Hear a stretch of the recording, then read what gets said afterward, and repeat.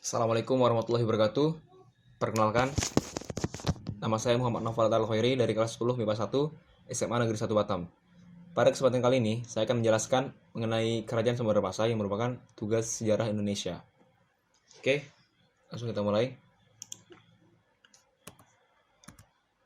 Pokok bahasan yang akan kita bahas pada kesempatan kali ini adalah sejarah terbentuknya Kerajaan Samudra Pasai, bukti tentang keberadaan Samudra Pasai, aspek kehidupan yang meliputi politik, perekonomian, dan sosial budaya, peninggalan sejarah berupa benda-benda peninggalan dan keruntuhannya. Oke, pertama, sejarah Samudra Pasai. Samudra Pasai merupakan kerajaan Islam pertama di Indonesia yang didirikan pada tahun 1267 oleh Nizamuddin Al-Kamil, yang merupakan seorang pimpinan angkatan laut dari Mesir. Tujuannya mendirikan kerajaan Samudra Pasai untuk menguasai perdagangan rempah-rempah, terutama lada. Kerajaan Samudra Pasai terletak di Kabupaten Lok Semawe, Aceh Utara, yang berbatasan dengan Selat Malaka. Oleh karena itu, bisa kita lihat posisi ini sangat strategis karena merupakan jalur perdagangan internasional dan pelabuhan transit sebelum para pedagang berdagang di Nusantara. Oke, lanjut. Kedua, bukti tentang adanya kerajaan Samudra Pasai. Bukti pertama adalah dari berita Marco Polo. Marco Polo merupakan seorang penjelajah dunia berasal dari Venesia, Italia. Ia pernah singgah di Nusantara pada tahun 1292. Kerajaan Sumatera atau Samudra yang kemudian dikenal sebagai Pasai. Bersama sang ayah dan paman, Marco Polo tinggal di sana selama 5 bulan, sembari menunggu cuaca yang lebih bersahabat untuk melanjutkan perjalanan. Penduduk di sana memuja berhala dan orang-orangnya liar. Mereka punya raja yang kaya dan sangat berkuasa. Sang raja pun menyatakan dukungan pada Khan yang agung. Jadi ini pada saat penjelajahan Marco Polo, beginilah kondisinya di Kerajaan Samudra Pasai. Oke, yang kedua, berita Tom Pires. Dalam Suma Orientalnya. Oke, sebelumnya Suma Oriental adalah sebuah kompendium yang ditulis oleh Tom Pires pada tahun 1512 sampai 1515 Masehi, yang isinya adalah kehidupan wilayah di Asia Timur dan Asia Tenggara pada abad ke-16. Tuh, jadi Suma Oriental tuh pengertiannya itu. Oke, jadi dalam Suma Orientalnya digambarkan keberadaan jalur pelayaran jaringan perdagangan baik yang regional maupun yang internasional. Tom Pires menceritakan tentang lalu lintas dan kehadiran para pedagang di Samudra Pasai yang berasal dari Benggala, Turki, Arab, Persia, Gujarat, dan seterusnya. Ia juga mencatat kehadiran para pedagang di Malaka dari Kairo, Mekah, Aden, Abyssinia, Kilwa, Malinda, Armus, Persia, Rum, Turki, Kristen, Armenia, dan Gujarat. Ini bisa dilihat juga. Bentar ya. Inilah rute perdagangan internasional. Oke, lanjut. Bukti ketiga adalah dari Ibnu Battuta. Ibnu Battuta merupakan seorang pengembara dari Maroko yang lahir di Tangier, Maroko, antara tahun 1304 dan 1307. 1304 dan 1307.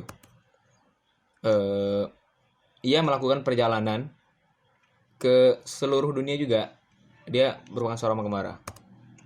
Menurutnya, tempat tersebut kaya akan kapur barus, pinang, cengkeh dan timah, dan mazhab yang dia amati adalah Imam Syafi'i, yang sama dengan yang pernah ia lihat di pesisir India. Ibnu Battuta bertemu dengan Sultan Malik Al-Zahir, yang merupakan penguasa setempat, nanti kita bahas di kehidupan politiknya, yang menyambutnya dengan hangat, menurut catatan Ibnu Battuta mengenai Sultan Malik Al-Zahir. Oke, lanjut.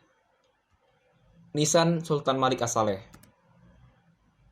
Ia merupakan seorang raja juga di Samudra Pasai, raja kedua setelah pendirinya. Oke, di sini juga dituliskan angka tahunnya, angka kematiannya, yaitu 696 Hijriah atau 1297 Masehi. Oke, jadi yang bukti ke-5 ada Hikayat Raja-Raja Pasai yang dituliskan oleh Hamzah Fansuri pada abad ke-14 yang bercerita tentang kerajaan Samudra Pasai pastinya. Oke, lanjut. Aspek kehidupan politik. Ini adalah silsilah kepemimpinan kerajaan Samudra Pasai. Oke, yang mau baca silahkan di-pause dulu. Oke. Sultan Zainal Abidin terakhir. Oke, kehidupan politiknya. Yang pertama adalah Sultan Malik As-Saleh. yang menjabat pada tahun 1267 sampai 1267 sampai 97 Masehi. Nama pertamanya adalah Meurasilu. Ia bermimpi bertemu Nabi Muhammad dan diajarkan Al-Quran. Sampai saat ia bangun, ia lancar membacanya. Itulah yang membuat ia bersyahadat atau mu'alaf, yang sebelumnya dia non-Islam pastinya. Yang lalu mengganti namanya menjadi Sultan Malik As-Saleh. Di masa pemerintahannya, lada merupakan komoditas utama para penduduk di Kerajaan Samudra Pasai. Ini ya merupakan komoditas utamanya. Lalu ia juga menjual sutra dan kapur barus. Pada masa pemerintahannya juga sudah ada hubungan dengan Cina yang ditandai dengan dinasti Yuan yang menyampaikan bahwa sudah ada wakil dari Kerajaan Samudra Pasai yang bernama Sulaiman. Dan satu lagi saya kurang ingat namanya. Sulaiman dan siapa ya? Lupa. Oke, lanjut aja. Yang kedua, ada Sultan Muhammad Malik Al-Zahir yang menjabat pada tahun 1297 sampai 1326 Masehi. Ini merupakan puncak kejayaan dari Samudra Pasai. Pasai memiliki wilayah dengan tanah yang subur serta aktivitas bisnis dan perdagangan kerajaan amat maju dengan penggunaan mata uang yang terbuat dari emas, yaitu dirham. Jadi spesifikasi dari dirham pada saat itu adalah diameternya 10 mm, beratnya 0,6 gram. Sisi atas bertuliskan Muhammad Malik Al-Zahir yang merupakan raja pada saat itu yang mengeluarkan dirham sebagai alat tukarnya. Sisi bawahnya bertuliskan Al-Sultan Al-Adil, yang artinya sultan harus memberikan keadilan terhadap masyarakat. Oke, di sini juga ditampilkan lagi rute perdagangan pada saat itu. Oke, aspek kehidupan politik lainnya. Oke, yang ketiga, raja ketiga, Mahmud Malik Al-Zahir pada tahun 1513 sampai 1524 Masehi. Itu masa penjabatnya. Mengalami kemajuan di bidang politik, ekonomi dan keagamaan. Oke, melanjutkan dari raja sebelumnya, itu siapa? Sultan Muhammad Malik Al-Zahir. Dan terdapat beberapa jenis barang dari Cina yang dapat dibeli pedagang tanpa harus berlayar ke Cina. Jadi semakin maju kerajaan Samudra Pasai ini. Oke, aspek kehidupan ekonomi. Ekonominya karena posisinya yang dekat Selat Malaka, ini merupakan posisi yang sangat strategis karena terletak di jalur perdagangan internasional. Oh, bentar. Nah iya. Terus di sini juga armada lautnya. Kerajaannya sebagai kerajaan maritim, jadi armada lautnya kuat.